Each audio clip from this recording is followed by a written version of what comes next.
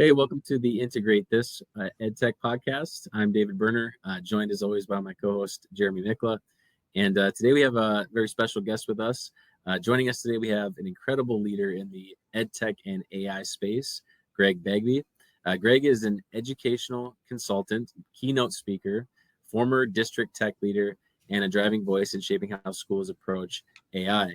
Greg believes AI literacy isn't just knowing how to use tools, it's about creating, critiquing, and collaborating with AI responsibly. Greg, thanks for joining us. Do you want to give us a bit of your intro outside of the accolades that I mentioned and just how you got where you are today and the things that you've got going on? Sure. Thank you both for having me on the show. I was a teacher. I am a teacher. I started off in the classroom teaching music, and then somebody brought me a computer and I put it together. And then the next year I taught computers. And from there, they said, "Hey, you should go into administration." So I said, "Okay." And they moved me to administration. And then somebody said, "Hey, come work in the district office and show other people how to do technology." Like, sure. So I did that. Um, and so it seems like people say, "Hey, Greg, you should do this," and I was like, "Okay, let me do that." "Hey, Greg, you should do this." And it's not that I don't enjoy what I do. I actually like it a lot, and I'm thankful that people have seen these things in me and have had me to take this next step, take this step, take this step. And now that I'm no longer with the district, as a matter of fact, I was just at a conference last week, and the keynote speaker just a couple of months ago, she was like, "Greg, you need to get out of your district. You need to come on the road and do like me and be a keynote and consult full time." I was like, "Okay." So I didn't even think about it, but yeah, so it's her fault. The reason why I'm doing what I'm doing now, uh, and what it is basically is helping, like you say, helping teachers and schools and districts integrate AI and instructional tech into their curriculum, and uh, ultimately making things better for students. Yeah, it seems like maybe things just fell into your lap at different moments in time, but I Yes. think you probably had more to do with that than I think what you're giving yourself credit for.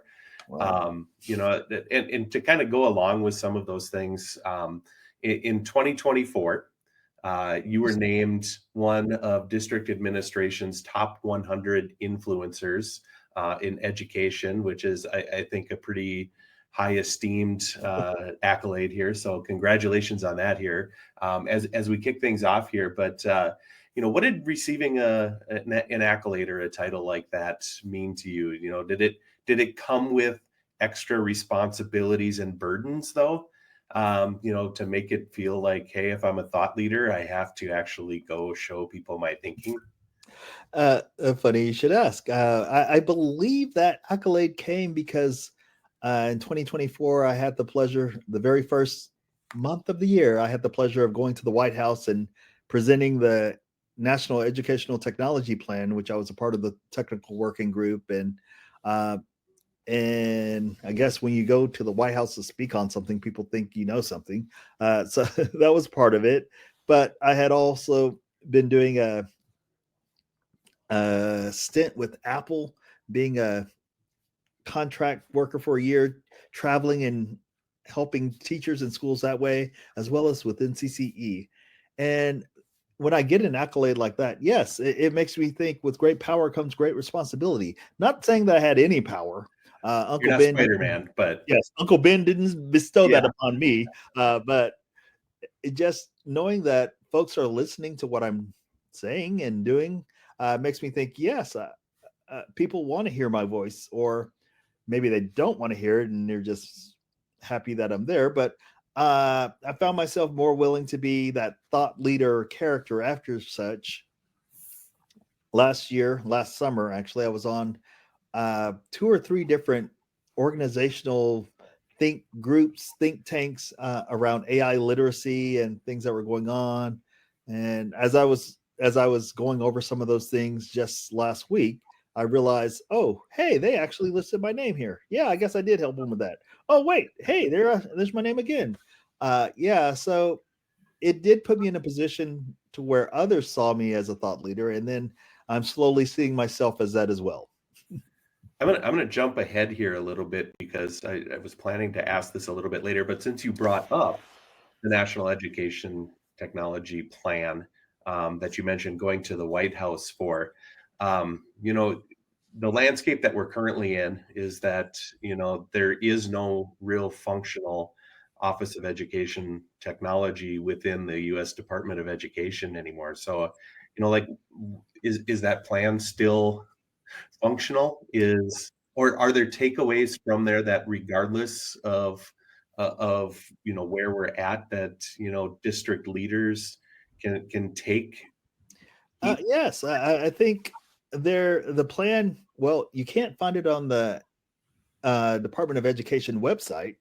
Not for this country, at least. You can find it on a couple of websites for other countries. They've archived it for us so that we can have access to it still. Thank you, other countries. But as I sat in the auditorium in San Diego, California, and I heard Linda McMahon call AI A1 twice, I was thinking she needs to read the National EdTech Plan, not just because of the idea of her getting that wrong, which I understand. She was probably reading from the prompter that was in front of her. I was there.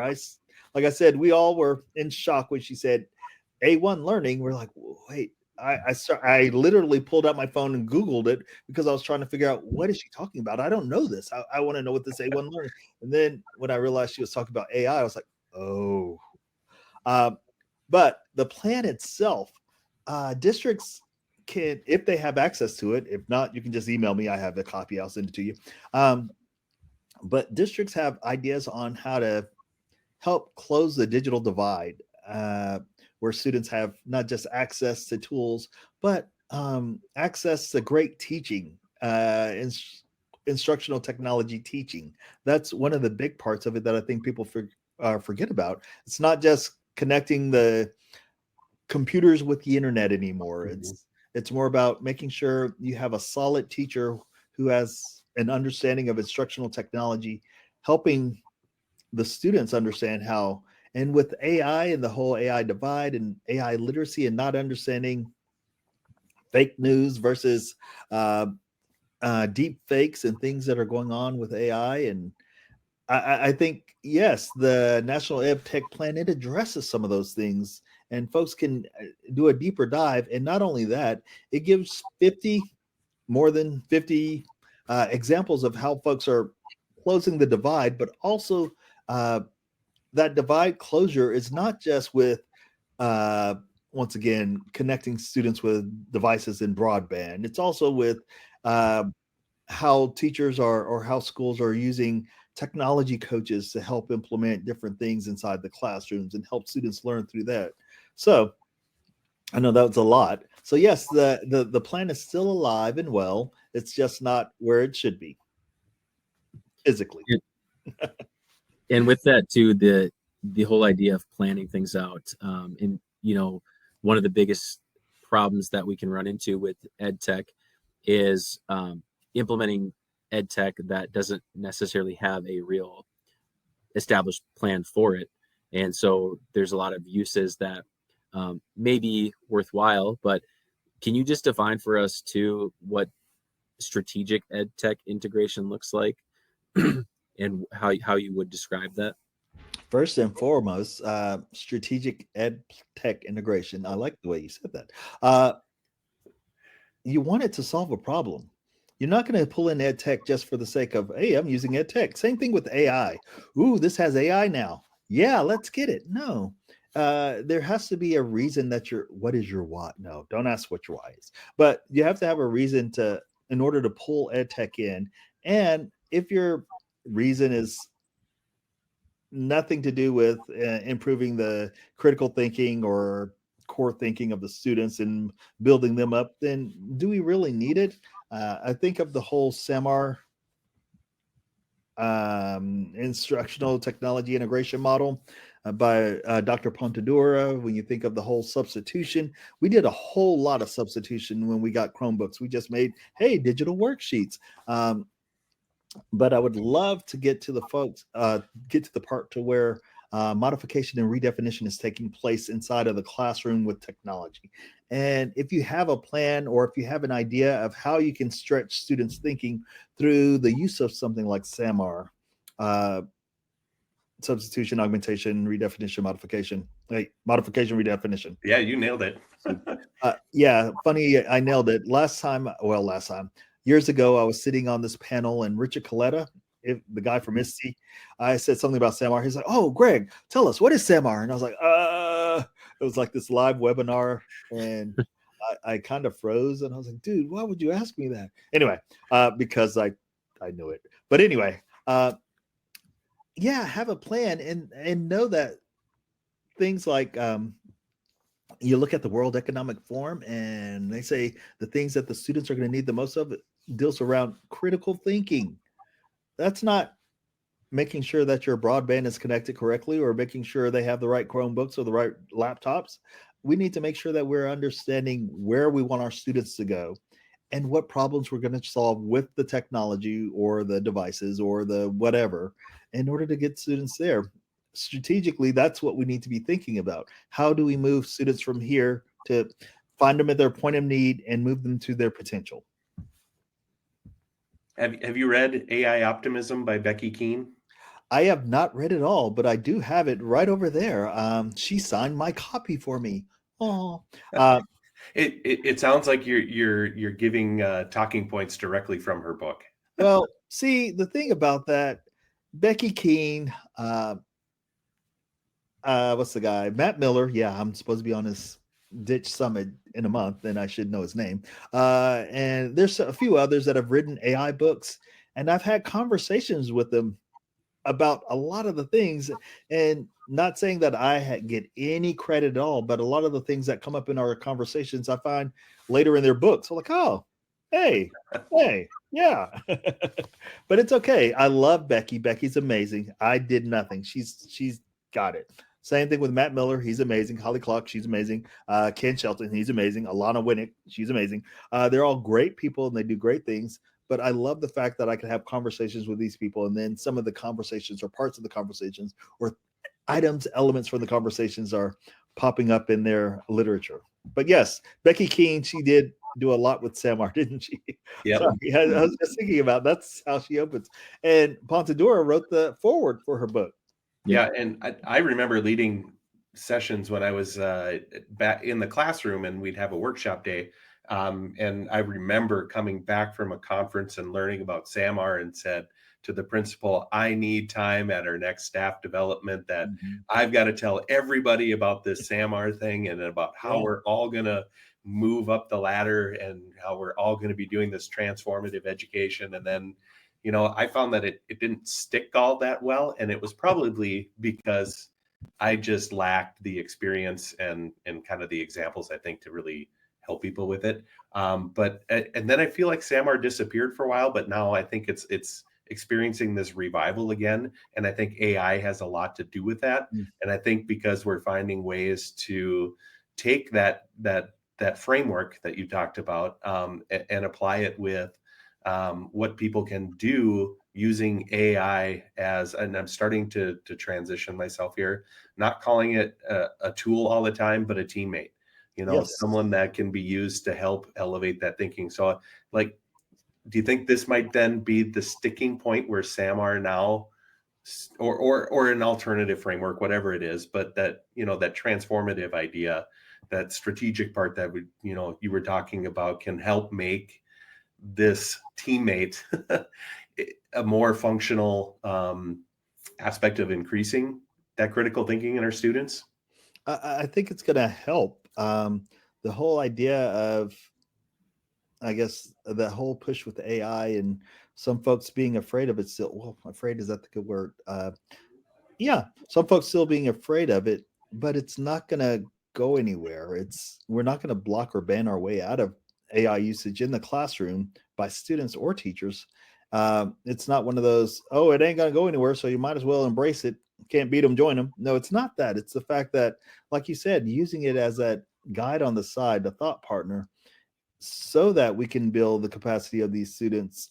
And I think SAMR or some other technology integration framework will allow teachers, I think it will allow them a little bit more freedom in their thought of how I can use this, especially if they're using it with AI and figuring out, okay, so I don't want low level thinking. I don't want low level work. I want something a little bit more robust.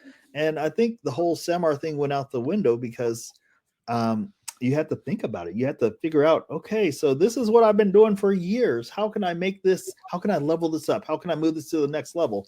And it got hard for some people. They would do that at the beginning, and then they just said, oh, okay, yeah, this is difficult. Let me go back to my worksheets. Yeah, well, and one thing too that I've thought about and could be helpful is the fact that we do have AI, the ability to insert a lesson, say, into like if you build a gem that's based on, has the knowledge base of SAMR, you can feed lesson plans to something like that and say, like, what does this lesson look like at the various levels of SAMR, from substitution all the way to redefinition, just to maybe spark some ideas around some of those things. If you're not as comfortable like trying to figure out like, how do I modify this lesson to fit that? But in terms of, if you're looking at professional development and how, whether people are learning about models like SAMR, or you could really take this anywhere you want to, Greg. But if you think about what's the most effective way to take a concept, what SAMR or otherwise, and have teachers really take that information and then be able to put it into their daily practice, what in your opinion would be like the most effective methods for doing that when it comes to professional development or training teachers? Say you have 60 minutes with them, and your job is to take that 60 minutes and transform their entire practice into something. Is there any like little insights or things that you find that are effective? Well, one of the things that, of course, we all do, it's the whole modeling aspect. Model something. And when I was a principal, one of the things that I would do, especially when I wanted teachers to understand and grab onto something, a new concept, I would fail, and then show them how I could learn from that failure or grow from that failure during that 45-minute staff meeting or whatever, and show them how, oh, wait, even though this didn't work out like this, I've learned this, this, and this, and we can grow here, and I can still use this. So modeling failure and then accomplish. Actually, we don't call it failure. Modeling prototyping and iteration, so that we prototype and fail often, so that when we're getting to the point to where, hey, this is really cool, or we can really integrate this, or we can really pull in this curricular idea and make it something really good for students. I like doing that when I have time to work with teachers. I like modeling something and not necessarily getting it all right the first time. And sometimes a lot of times I do that on purpose, just because, especially when I was a principal, the whole idea of psychological safety was where I wanted my teachers to be, so that they would feel the gumption to go and try something, and it'd be okay if they didn't make it the first time. I want teachers to, unlike doctors and lawyers, we don't practice teaching. They practice because they're always learning and always growing, but our teaching should be final, is what the world thinks. But I want teachers to understand that it's a practice as well, and they can grow and get better.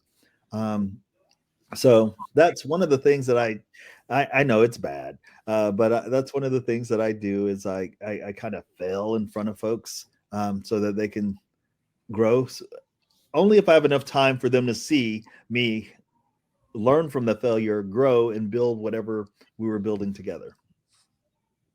Right. And so I think a key thing in order for that to be successful, I think with teaching staff, is to know that they have the support of their administrator in allowing them to have that space to prototype and to iterate, as you called it.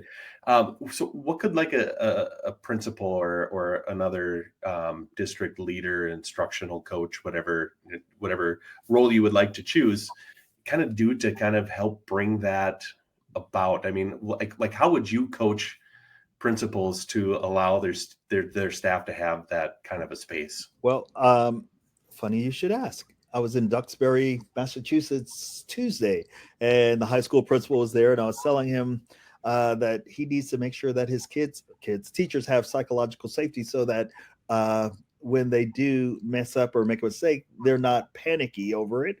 And I told him that you are going to have to be a little bit vulnerable and maybe even fail in front of your faculty at some point, but not fail in the sense of, oh, wait, we didn't buy lunch for the next week and all the kids are going to starve. No, not like that, but something really small. You're showing them a new application, or you're showing them this new gym that you created and it doesn't work properly. It's okay, and say, oh, I need to go back in and change some of these elements of the gym. And not only that, I need to upload this document to make sure that the gym is pulling from this.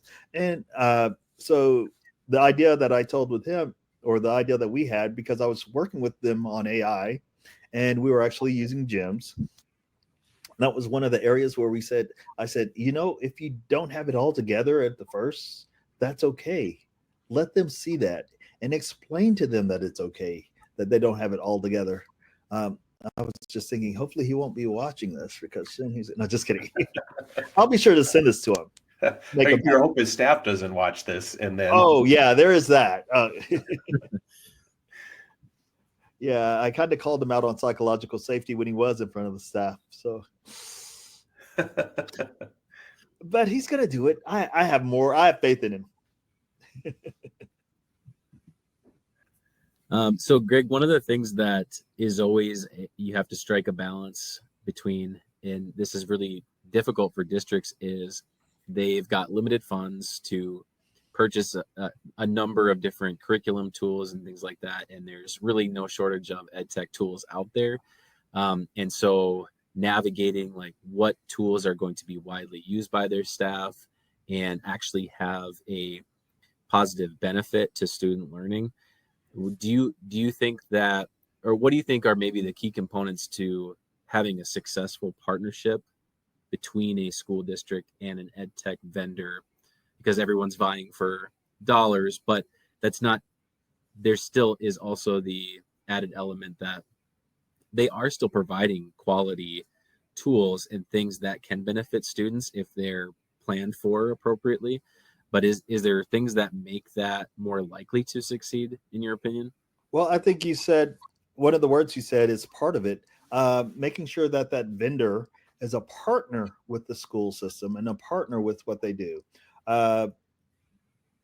Another area would be communications, making sure that there's open line of communications. Yes, of course, we're going to say there's always open lines of communication, but I worked with a vendor over the last year, and we had a monthly call.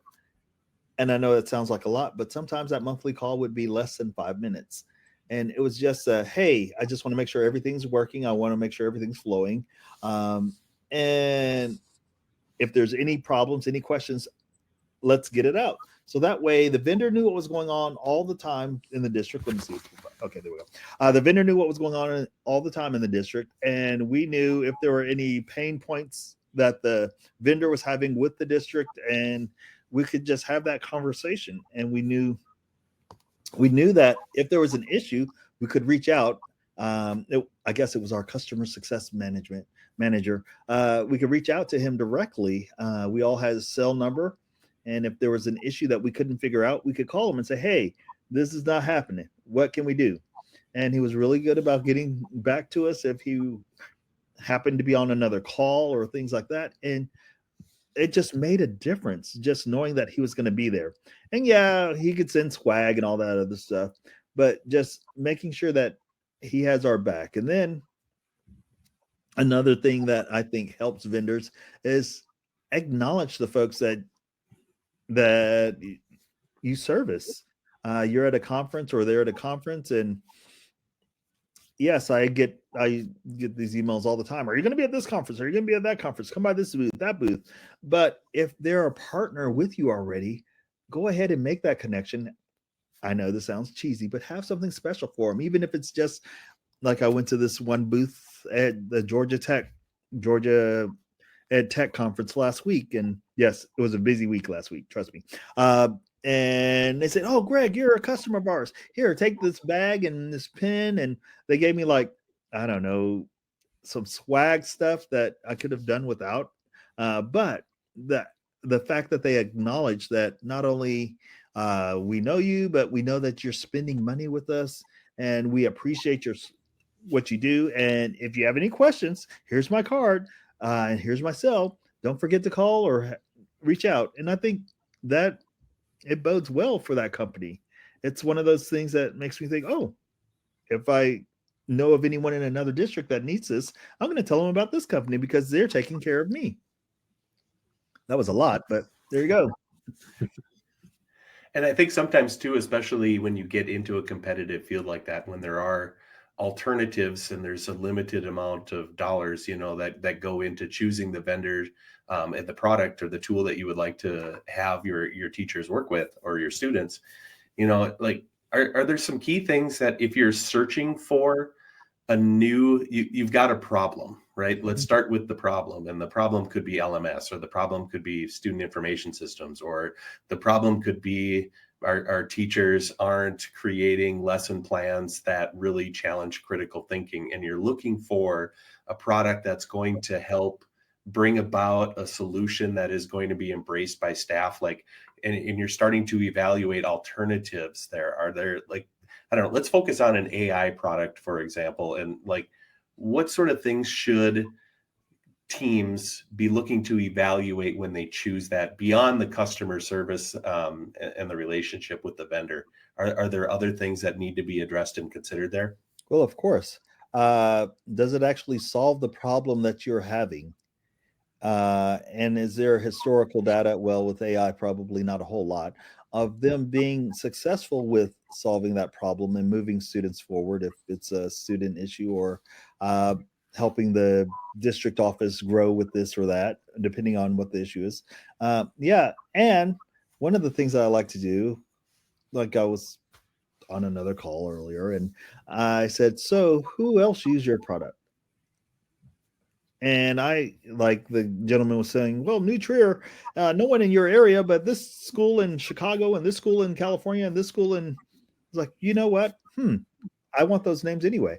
For example, he threw out a school district that's in Chicago, and just so happens that I visited that school district and took a tour of their building, and I know the district well. And I don't know if he threw that one out because he didn't think I would know of it or what, but I'm going to reach out to New Trier this afternoon and figure out, hey, tell me about this. Tell me how this is working for you. And it's great when companies will say, hey, I can share my list of folks that are willing to talk to you about our product, as well as how it's gone for them, so that you'll have an idea of how it can work with you. And LMS, as you said, there's an LMS company that they came to me several times when they had districts my size, the same size as mine, thinking about purchasing the product, and they want me to be a voice for them. And I love when they say, just tell them what you think. If you feel that we're not doing right by you, let them know. I was like, I will. And just being able to have referrals like that, I think that's a positive place for vendors to operate, just knowing their clientele and making sure that which, well, not just, you should be satisfying all of them, but making sure that there's a group that it's one of those things where they do such a great job, you want to tell their story. All right, Gig. So one of the things that I wanted to touch on a bit more as well is, over the last 3 years, we have shifted into the AI space more and more. A lot of conversations around that. And on your site, there is a piece from there that says that you help demystify AI. What is as you go to districts, you've mentioned maybe a few were there earlier, as you talk with superintendents and principals at these districts, what is the thing that consistently comes up that you feel like you have to kind of bat down, I guess, like that it's a myth about AI, that there's a perception about it because if we have a district and district leadership that's unfamiliar with that territory, they might have heard some things. And so part of that demystifying is knocking down some of the myths. What's the most persistent myth that you're coming across? Students are only using it for cheating. And if you use AI, you're not thinking at all. And it's one of those things where, yeah, there's that Stanford study that shows the percentage of students that were cheating prior to AI are the same percentage of students that are cheating with generative AI. And just helping folks understand the idea of what is cheating. If someone's using it as a thought partner, are you considering that cheating? And in some districts, yes, they are. They're saying, no, AI shouldn't be used at all. And others are saying, yeah, they're using the tools that they have available to them. And if it's a thought partner, then it makes a lot of sense for them to do that. We don't have enough money to pay individual tutors for all the students. So if they can get on AI and use it. So that's one of the big things, is the whole idea of it's just used for cheating. And then giving away your thinking. People feel that AI is just taking thinking away and folks aren't thinking about what they're doing. And a big thing that I think it's Magic School, they say 80% use 80% of the AI outputs and 20% of your own thinking or your own thoughts. I like to say never use more than 80% of anything with AI, and never use less than 20% of your brain. I need you to make sure that you are the human in the loop. You are the ones in control. AI works for you, not against you. And it's up to us to make sure that not only are we keeping in step with the fact that we need to have us as the human in the loop, but we need to make sure that the students understand that it's a tool that they can use in order to grow from. I'm positive when calculators were first introduced in the schools back in the 1900s. Yeah, I know, I was around then. But the whole thought was, oh, calculators are going to take over their thinking. Calculators are going to do this and do that. Yeah, same thing with the printing press. Yeah, same thing with the radio. Same thing with the smartphone. They have the potential to stymie some of our thinking. However, with a thought partner, so AI could be that thing, that partner. And a really quick example, last night my wife was talking, she works at a college, and they're doing this thing on AI because they're a college and they have kids that generate papers all the time. And she was talking about bad things in AI. And I was like, well, do your faculty understand some of the good things that can be done with AI? And she's like, well, some of them do, but a lot of them do not. They just hate it. And I was like, well, okay. So I can't speak Spanish really well. However, my AI tutor that I have on my phone, it's actually ChatGPT. It talks to me in Spanish, and I tell it to give me low-level Spanish so that we can go through and we have a conversation together. I'm not the best, but it understands what I'm saying when I try to talk in Spanish. And it's one of those understanding that it really isn't as bad as they say it is. Skynet hasn't been invented yet, so I think we're good for a little while. That's one of the greatest things, of course, is the cheating aspect, and the other thing is the thinking aspect. Those are the two things that I get the most pushback on. And then I talk about, okay, what about teacher pay teacher? When a teacher downloads something and they put it in front of a student, are they thinking? Are they cheating? Tell me, how does that work? And that's just one of the areas where I had some issues when I was a principal, but I like to bring that up when people talk about AI cheating and the kids are cheating and blah, blah, blah. So yeah, it's a little bit of, well, how are you using it? Are you using it in a way that your students might look at and say, hey, if you can cheat to make it, I can cheat to complete it. Yes. When I have a teacher telling me that, well, some students are concerned that this other teacher's using AI because they got their paper back and it was saying something about not including parts of the book that hasn't even been assigned yet. So I was like, yeah, we need to have some AI literacy with that prince or with that teacher. Okay, so we are the Integrate This podcast, right? We talked about some of these big ideas, I think, about AI. And so now, if let's just say you're a math teacher, high school math teacher, what is a practical way that a high school math teacher could use AI to help improve a lesson that they're doing and implement it in class tomorrow? So one of the things that I like doing with math teachers, take a picture of the problems, or if you have it digitally, upload it into AI and say, hey, I need more problems exactly like this. Because it's a lot for a math teacher to think up problems and write them out and do all the things, but AI can do it a little bit quicker for you and have the same types of problems and same issues. Another thing that I did with a math teacher, make these a word problem, make this a story problem about the Utah Jazz, and AI will do that with your math problems. Who knew? And some AI tools, such as, well, I'll give it Magic School AI, I am thoroughly impressed by the fact that it will create the graphs for you. I think Gemini does as well. Creates the graphs for you and the higher order math skills that I don't know. Yes, I was going to be a math teacher, but I wasn't. And I think of like the formulas and things that AI is able to read. AI is not the best at math, but it's gotten so much better. So yeah, math teacher, scan this or take a picture of it or upload this and have it give you more problems like that. Have it give you a word problem. Have it give you a problem. One of the teachers at Duxbury, he was talking, I think he's a biology teacher, and he was talking about the fact that he had a problem. Was it math or social? I think it was math. I don't know. Yes, math. And he said, create these questions around the tidal forms or the waves and the tide of Duxbury, Massachusetts, and the times in and the times out, so students have an understanding of whatever the main topic was. And the output was very specific to the town where they lived.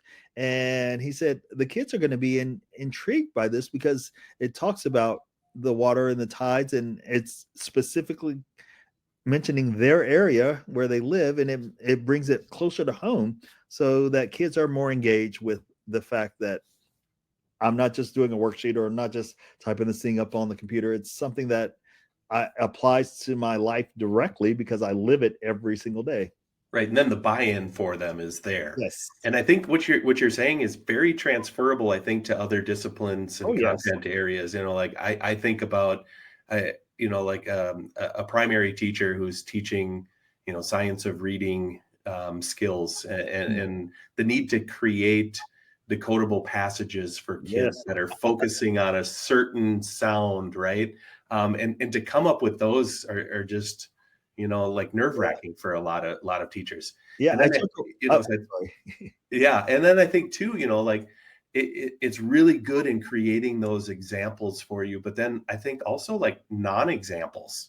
Yes. Like it's so hard to come up with some of those non-examples, like if you're looking to like correct the grammar in a passage. And then to tie in what you were just saying too, why not make those passages about things that are relevant to the students that are in your class? Yes. And I chuckle when you talked about decodables. I have a friend using PlayLab AI. I don't know if you all are familiar with it, but it's an AI program where you actually build an app through it. And her whole app is about creating decodables. So a student will get in, they'll put in some information, basic information, like their name and their favorite color and something else. And then the AI generates a decodable story just for that kid based around those things. So I was like, yes, decodables even. Yeah. And there's a lot of great stuff that's happening in that regard. And one of the things that is very clear about with our AI use is that we're working from behind always, right? Because it came out and everybody's got different access to different tools and all of that, and they're using them and could be using them for really unique and interesting ways. But if we just take a step back, if we look at ethical implementation of these, before a district even gets into maybe say purchasing a tool widely for their district, whether it's Magic School or School AI or things like this, what's the most critical conversation that leadership has to have prior to any of that, even though we're behind? I think, of course, because I've seen it, which scares me, the whole idea of PII, the personal identifiable information. I know when we were all locked down for the pandemic and a gazillion tools came out to teachers, and teachers were just signing kids up for anything and everything. And, oh yeah, let me just put in the kid's email. I have this spreadsheet. I'll just copy in my whole roster into this product. Yeah, that was crazy. And we did a lot of that just because, emergency. But now they're still, some are still doing it. Some have forgotten the fact that that personal identifiable information for the students should not be placed inside of AI, and it should be something that we guard. That's like one of the top things that I try to make sure that folks understand. Guard the information of the students. Just because I worked with a district who's got stuck with some ransom, not necessarily ransomware, but there was a company that got hacked or whatever, and all the information got out, and student data shouldn't have been in some of that stuff, but it was, and they had access to student data, and that can mess a person up if you all know that. But that's one of the things that I try to emphasize every time, is the whole idea of make sure that we're not putting in personal identifiable information, and also understand the fact that those models are trained, but they may not be trained on your students specifically, in the sense of talking to the professor at Fordham University that rolled out AI to his whole school. And he was saying how the village where he's from in India, they don't even have access to some of the tools to get on the internet. So he knows that AI is not being trained on their data because they have no data on the internet. And because of that, it's going to be biased, and it's going to pull from not just the majority culture, but the majority of information that's out there. So some of the things are going to be biased. So be aware. So Greg, one of the things that we like to do to close out the time that we have together is to give you a series of lightning round type questions where you can respond with just a few words, or if you feel like this is a launching off point into a whole nother conversation, we can, I guess, continue with that. But so David and I just kind of alternate them back and forth. So feel free to go whatever direction you would like to with any of them. Sound good? Okay. So who do I look at first? So I'm going to lead off with the first one. Okay. So I don't know whichever direction that is on right your there. Screen. So Greg, what's your go-to non-EdTech way to have fun on a weekend?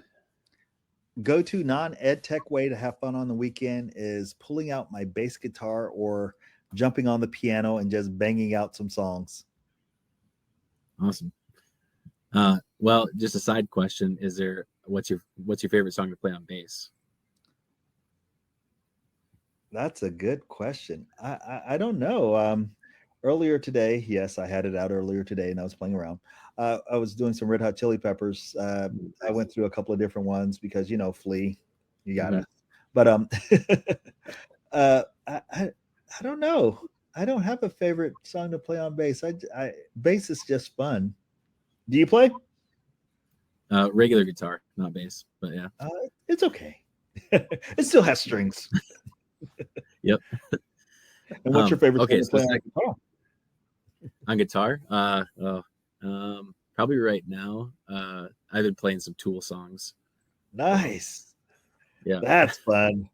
Sorry. Yeah. I can clap. That's about my extent of musical abilities. Oh, we could start a band. Guitar, bass, guitar, and clapping. Jeremy can sing too. But sure I can. All All right, second lightning round question. What's the one app on your phone that you use just for pure fun that has absolutely nothing to do with education? Oh man. So I have an app on the phone that I use for all the things, but oh, well, no. That's nothing to do with education. Well, I don't know. See, that's the problem. My camera is the number one app on the phone, period. And then I have my Meta glasses, and I like to use the Meta AI. Every now and then, I do like to stream from my glasses, just because it's crazy to stream from your glasses, and people are sending you messages. Hey, what is this? And then I look down on my phone, and they're like, "Wait a minute." I do like that. That makes me happy. Nice. Outside of EdTech or leadership, what's the best book or podcast you've either read or listened to recently? I'll go back to, it's been a couple of years ago, and I've read some books since then, but I go back to Think Again by Adam Grant. Mhm. I don't know if you're familiar with it, but Yeah, he wrote that, and Originals, I think, was his yes, other. Originals came, and then Think Again, and Yep. then that third book, which actually dealt a whole lot more with school than Think Again, but I really like Think Again. I think Think Again was actually mentioned also by a guest we had on recently, Nick Coniglio. Okay. Said that was his favorite also. Yeah, have you had a chance? I have. I did the audiobook of it. Okay, yeah, that's okay.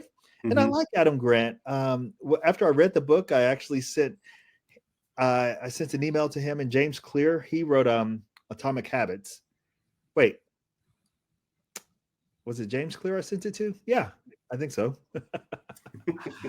Yes, I sent an email to both of them saying, "Hey, I think these are great for schools. I think we need to get together and work on how we can get this involved. Are y'all willing to work together, or can I just pull the information that I believe from your books and make a presentation for school people?" And never heard back from James, but Adam was like, "Yeah, sure, that sounds great." And then with his second book, or his third, or whichever, I don't know, the next book that came out, I sent him the same email and was like, "Thank you for responding last time. Any idea, any hope that I could do similar things with this book?" He's like, "Permission not needed, but granted." Because his whole podcast at the time was called Granted. I'm like, dude, you're trying to be cheesy. Anyway, but there you go. Yeah, cool. Again, And then so Greg, you're based out of Chattanooga, Tennessee. So yes. I'm curious, what's the one local food spot or hidden gem that you always recommend to visitors? Depends. Do you want to spend a lot of money or a little money? What? Give me both. Okay, so if you want to spend a lot of money, there's this restaurant called St. John's. It's fabulous. It's really good. I think I know the, yeah, I do know the owner. It's a little pricey. Actually, it's extremely pricey, but it's a dining experience. I don't think they have any Michelin stars, but uh, I think, well, no, we have another restaurant that has mentioned by Michelin, but I think this is the closest thing to amazingly fine dining that you can find here in Chattanooga.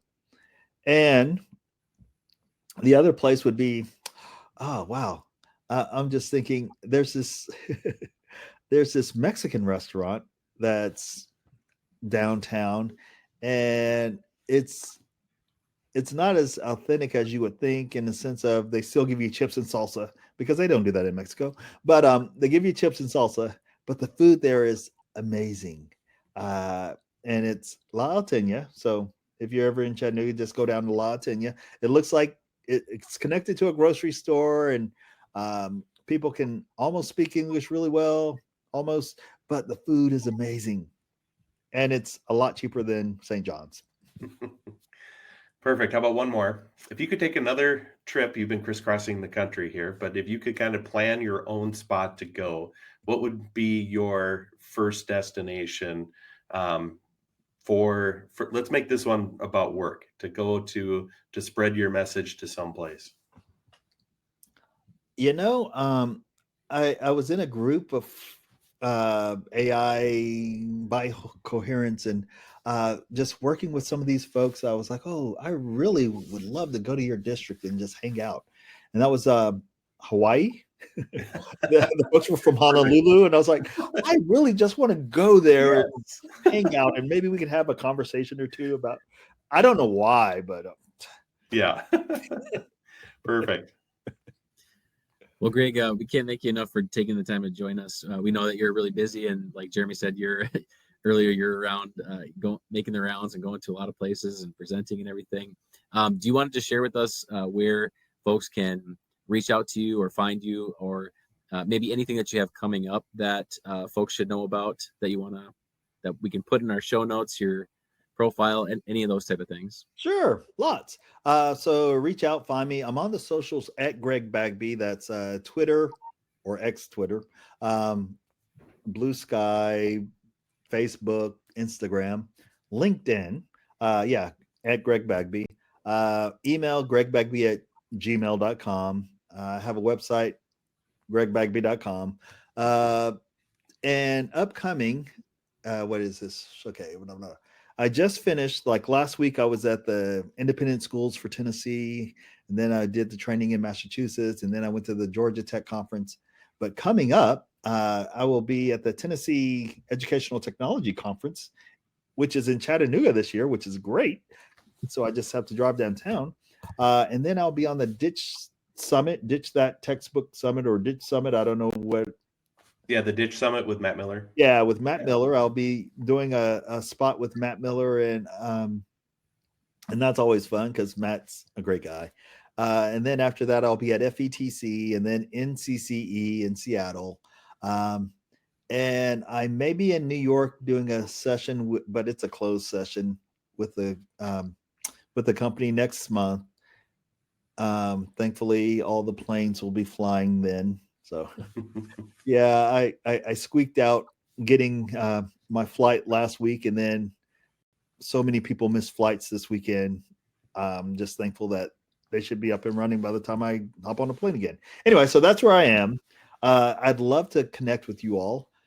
And I also do this zero cost AI literacy / training that this one big company. I don't know if am I allowed to say all this? You can cut it out if not. I do some contract work with another company, and IBM has tried to remind folks, oh yeah, we did AI. Remember we had Watson and a big Ken Jennings. So IBM's offering zero cost educational AI training, lots of different levels. And if you have 25 or more of your favorite friends, I can offer it to you, and you can see me training your folks. And it's a bit.ly/Bagby AI with a capital B and a capital AI.